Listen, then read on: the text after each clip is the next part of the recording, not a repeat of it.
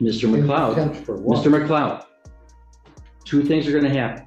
You're going to answer my question, or you're going to jail for summary contempt for not complying with the court's request. Do you, Mr. McLeod, understand that the maximum penalty for the charge against you is 3 years in prison and or $1,000 fine? I don't understand the charges. I Mr. McLeod is in contempt court taken into custody. Really? This hearing is pure chaos from start to finish. Mr. McLeod here is charged with assaulting a police officer. He tries to argue that the court has no authority over him, and he pulls the classic sovereign citizen card. He interrupts, yells, and spouts off fake legal terms, but the judge here shuts him down every single time. This one gets very, very heated, and at the end here the judge has no other option than to put him in a jail cell for the night. This hearing here is both frustrating and hilarious too. Watch, I mean, this guy is just so confident in his nonsense, and then he just gets completely dismantled by the legal system. Make sure to leave a like and subscribe if you guys enjoy this type of content. Let's go ahead and dive right in. Understand your right to a lawyer, including a court-appointed lawyer? I understand that. Okay. And do you wish to represent yourself instead of having an attorney? Yeah, I'm here by special appearance, and I will be representing myself. Okay. I'm required by law, before I accept that waiver, to do a couple things. One, advise you of the maximum penalties that you could face for the charges that you're in my court for. Resisting, obstructing conservation officers is a high court misdemeanor punishable by up to 2 years in prison and or $1,000 fine. There's a habitual offender second notice that's been filed by the prosecutor, which would make that a felony punishable by up to 3 years and or $1,000 fine. And marine safety operating while intoxicated is a misdemeanor punishable by up to 93 days and or $100 to $500 fine.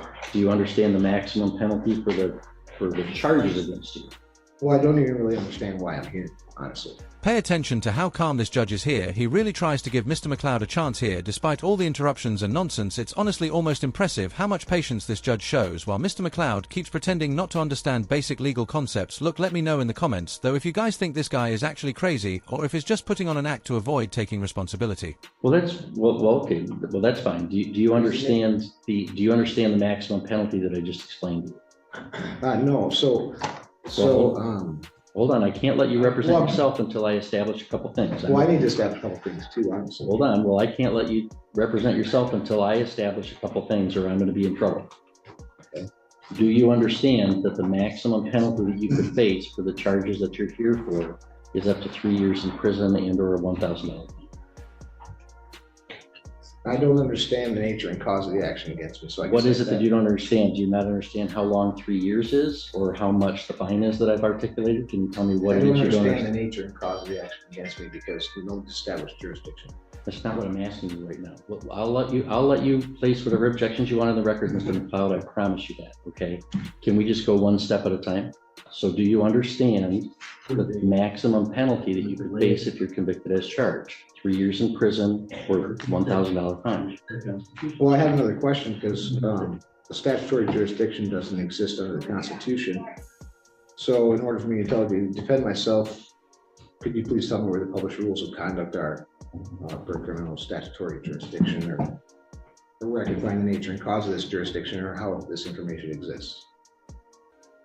No, I don't even understand what you're asking. So you're saying this is a statutory jurisdiction under what? The statutes of Michigan, correct? Mr. McLeod, I've told you what my jurisdiction is. General jurisdiction. The people of the state of Michigan voted to convene a constitutional convention in 1961. Sure. There was a constitutional convention in 1961 and 1962. They proposed a state constitution. The voters of the state of Michigan ratified that in 1963. Article 6 establishes the judicial power. And the circuit court is a court under that judicial power of Article 6 of the state constitution. And so you're here in my court. I have subject matter jurisdiction over those crimes. I have personal jurisdiction over you because you've been alleged to have committed them in our county. That's my jurisdiction. So Mr. McLeod, you want to represent yourself? Do you understand the maximum penalty that you could face of 3 years in prison and or $1,000 fine? One second. I can see why his attorney would, Drew. Oh, shit. Hang on, someone in the prosecutor's office is not muted. I'm going to remove you from the meeting at this time. Oh, Prosecutor's office is generally allowed to attend, to observe. They've participated. I'm removing them from the hearing. Honestly, she's not wrong at all. This was such a raw, unfiltered moment, and you honestly can't help but laugh, and I don't know how the judge didn't laugh there, honestly, seriously. Though, I mean, how does that even happen in a courtroom? I mean, maybe she was just like an older lady or something, or maybe she just got caught up into the absurdity of this case, but either way, it just perfectly sums up what everybody in the room was thinking about this guy, and like, if we're being real, it totally makes sense why his attorney withdrew. I mean, this guy, Mr. McLeod, is just sitting there flipping through his little pile of papers looking for some made-up law ball that'll magically get him off the hook. It honestly looks like he genuinely believes he's about to pull off the legal equivalent of a rabbit out of a hat. I mean, meanwhile, the judge, the prosecutor, and probably everybody else in the courtroom already knows how this thing is going to end, but Mr. McLeod here, he just keeps going at it, acting like he's cracked the cod of the legal system, when really it just seems like he's digging himself in a deeper hole. I mean, you really just have to wonder what sovereign citizens actually think is going to happen. Do they really believe the judge is suddenly going to stand up and say, you know what, you're right, case dismiss? It's honestly like watching someone try to win a game they clearly don't understand the rules to, and just by the end of it, the prosecutor's little comment feels like the cherry on top, because honestly, if you were in her position, you'd probably be thinking the same exact thing. What's even crazier, though, is how committed these sovereign citizens are to their nonsense, just like Mr. McLeod sitting there shuffling through the papers and quoting fake laws. It's just so entertaining to watch. I mean, this guy is very, very delusional, but let's go ahead and dive back in.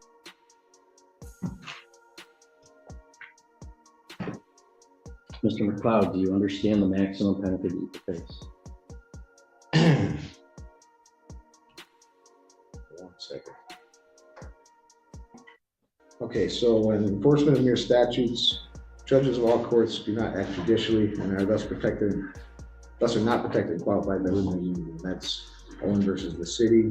I just want to state a few things for the record, since you're claiming this is a jurisdiction under statutory law. Hang on. Mr. McLeod, can we back it? Look at me for a second. Can we talk here?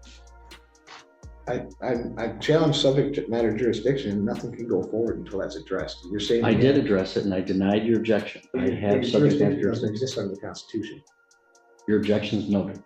Okay. So, Mr. McLeod, do you understand it? Let me explain to you. Sure. Sometimes, as I said, people might want to represent themselves, but let's say they have limited intellectual capacity and they don't understand what's going on. You can really tell the judge is just done with this guy's nonsense at this point. It's not even savage, it's just straight up facts. I mean, you've got this guy fumbling through papers quoting made up laws, and the judge is just over here calmly roasting him in the most professional way possible. I mean, you got to respect it, though he's calling it exactly how it is without even breaking a sweat here. Moments like this kind of just reminds you why judges are the ultimate authority in the room here. I have to establish that they know what's going on before I can allow them to represent themselves.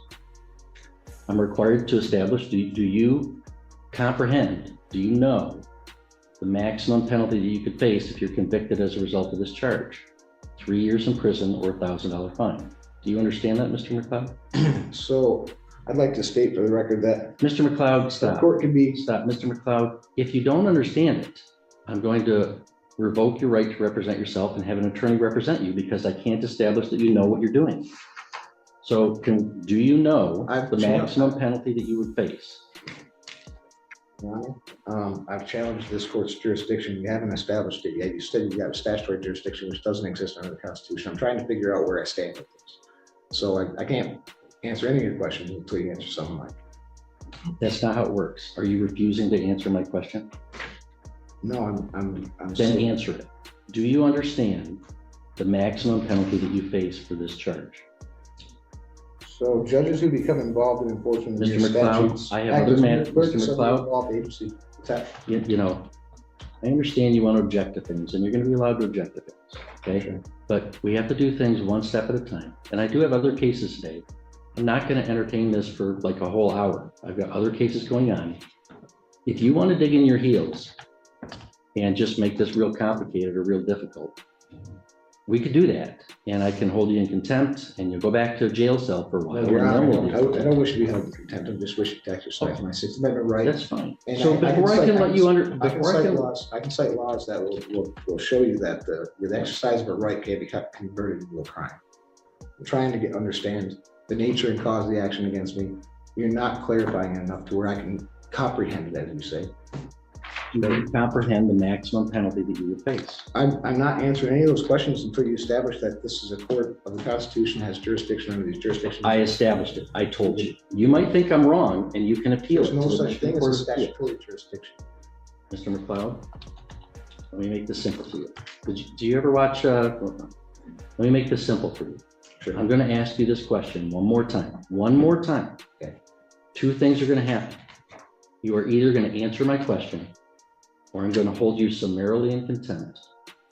And the court officer will bring you to a jail cell, and we'll talk about it tomorrow. You understand that? So. Mr. in McLeod, contempt for what? Mr. McLeod, two things are gonna happen. You're gonna answer my question, or you're going to jail for summary contempt for not complying with the court's request. Do you, Mr. McLeod, understand that the maximum penalty for the charge against you is 3 years in prison and or $1,000 fine? I don't understand the charges. I Mr. understand- McLeod is in I contempt understand of court, taken into custody. Really? That's it. Protecting my rights is what you said last time. Sorry. Fucking Joe. This isn't true. You guys You'll are have to follow following unconstitutional Following orders. unlawful orders. It's not Not a constitutional good at all. thing. Mr. McLeod's in contempt, he's sentenced to 1 day.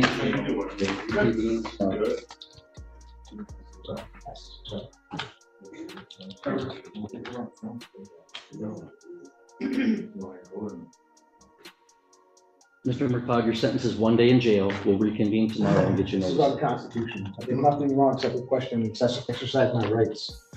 This guy is honestly such a joke. I mean, watching him try to play lawyer when he clearly has no idea what he's even doing is really embarrassing. Like, I don't know why this guy did just get an attorney. It's not only common sense, it's just a right. Like, you can literally get a free attorney under the 6th Amendment. He has the right to legal counsel, and if he can't afford one, which it doesn't look like he has a problem with because he's got those nice sunglasses on, but instead is out here fumbling through those papers like you guys saw and spouting off all of this nonsense that holds zero weight in a real courtroom, and you can literally see the judge trying to give him a chance at the beginning. You know he was being real nice, slow, and explaining stuff to him, but even the most patient judge can only take so much before they have to shut it down. And just the wildest part here for me is how confident this guy looks while making a complete fool of himself. He's sitting there acting like he's about to crack some legal secret code, but I mean the law is really clear here. You just have to answer a real question like yes or no. It's not that hard, and this guy's in here for assaulting a police officer, which is a serious discharge, and it's often classified as a felony here, which I'm guessing it is, considering he's looking at 3 years instead of addressing the charge and trying to negotiate a plea deal or even present a defense. He's just wasting time of the judge.